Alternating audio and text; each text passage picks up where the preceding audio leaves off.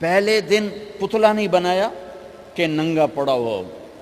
عورت کا پتلا ننگا ہو، مٹی کا ہو، پتھر کا ہو، تو اس میں کیا کشش؟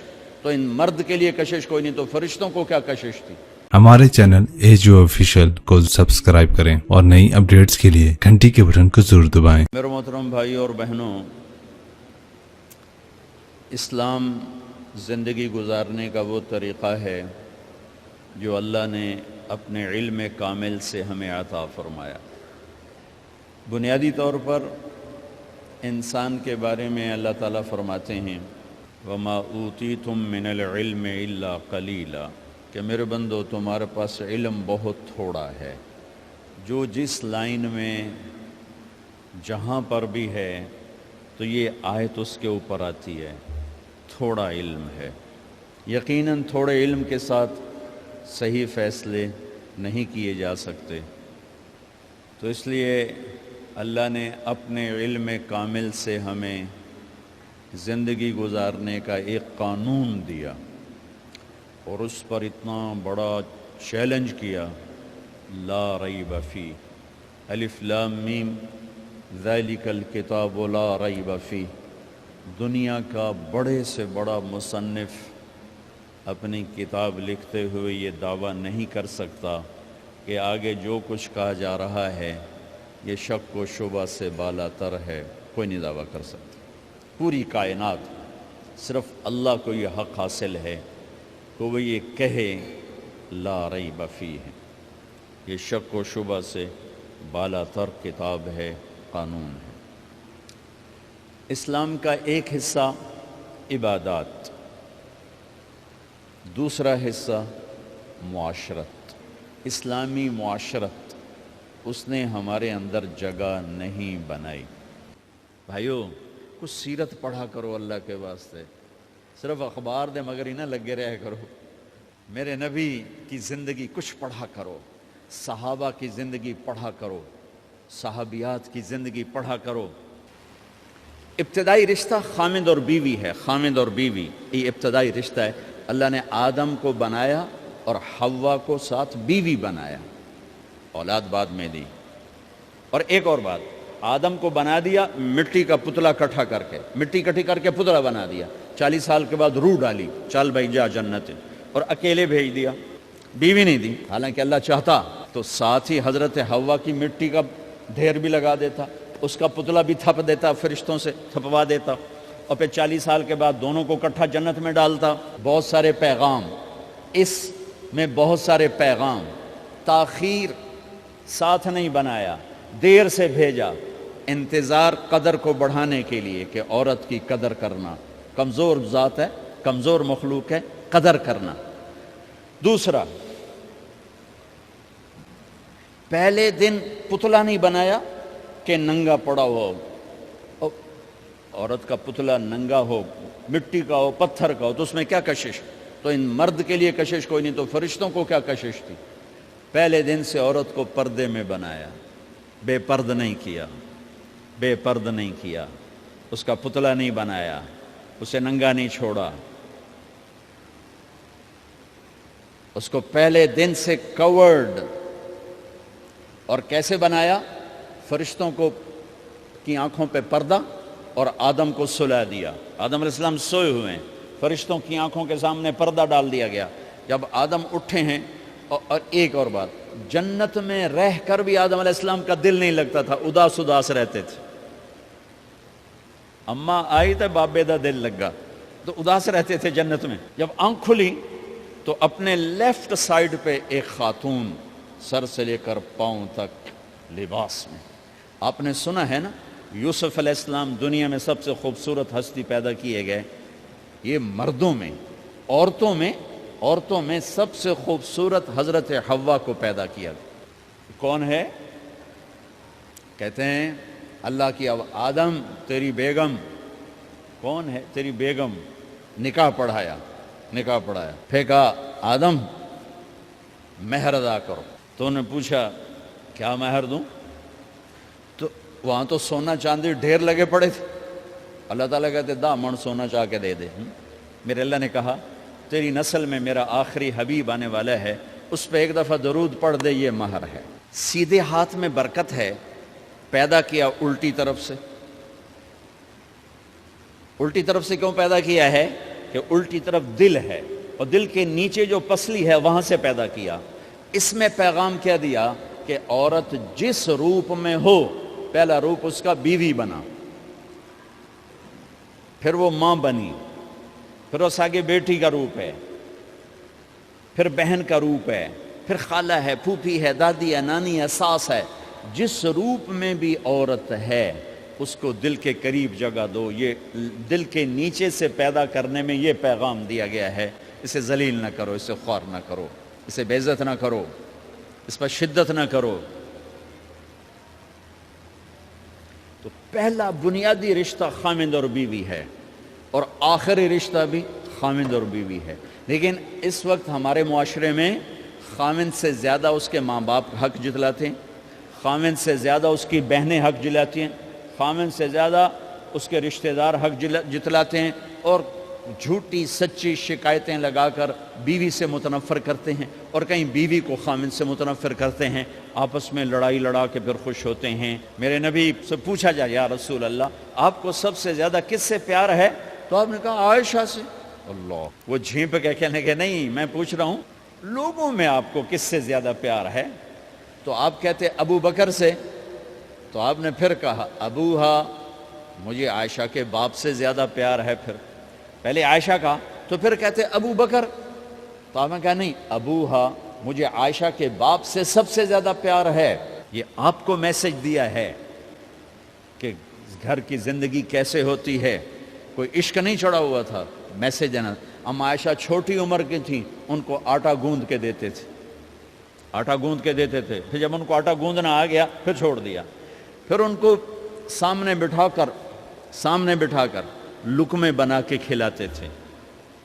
پھر ام عائشہ رضی اللہ تعالیٰ عنہ کوئی گوشت کا ٹکڑا، وہاں بڑے بڑے گوشت کے ٹکڑے پکائے جاتے تھے، تو کوئی گوشت کا ٹکڑا اٹھایا اور ایسے 2-4 جگہ سے نوچا اور پھر رکھ دیا، سارا کھایا نہیں جاتا تھا، تو اللہ کے نبی اسی کو اٹھاتے اور حضرت عائشہ کو دکھا کر، جہاں سے حضرت عائشہ نے نوچا ہوتا تھا وہاں سے یوں کاٹ کے دکھاتے تھے۔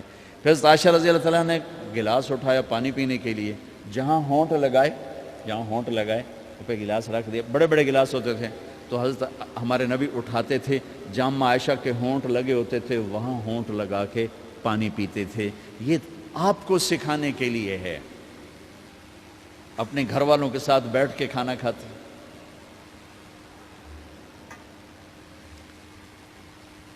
یہ میرے نبی کی معاشرت ہے، یہ میرے نبی کی زندگی۔ گھر میں جھاڑو دیتے، اپنے کپڑے خود دھوتے، کوئی چیزیں بکھری پڑی ہوتی تو بیوی کو نہیں ڈانٹتے، خود اٹھ کے سیٹ کر کے رکھ دیتے، گھر والوں کے ساتھ مل کر برتن دھوتے، صفائی کرتے، گھر والوں کے ساتھ مل کر۔ یہ میرے نبی کی ایک خوبصورت زندگی ہے۔ بھائیوں بہنوں، ہم بھلا چکے ہیں بیوی کے لیے خامند کو سب سے بڑا حقدار۔ بعض لڑکیاں ایسی نادانی کرتی ہیں کہ شادی کے بعد بھی اپنے ماں باپ کی آنکھ کو دیکھ کے چلتی ہیں۔ شادی کے بعد سب سے بڑا حق خامند کا ہے، شادی کے بعد سب سے بڑا حق خامند کا ہے۔ ماں باپ پیچھے چلے جاتے ہیں، بہن بھائی پیچھے چلے جاتے ہیں، لیکن یہ نادانیاں بھی دیکھنے کو ملتی ہیں کہ شادی کے بعد بھی ماں باپ اپنی بچی کو اپنے قابو میں رکھنے کی ترتیبیں سوچتے ہیں، تو وہ بھی اپنی بچی کا گھر برباد کر دیتے ہیں۔ میرے نبی سے پوچھا گیا، یا رسول اللہ عورت پر سب سے زیادہ کس کا حق ہے؟ تو آپ نے فرمایا اس کے خامند۔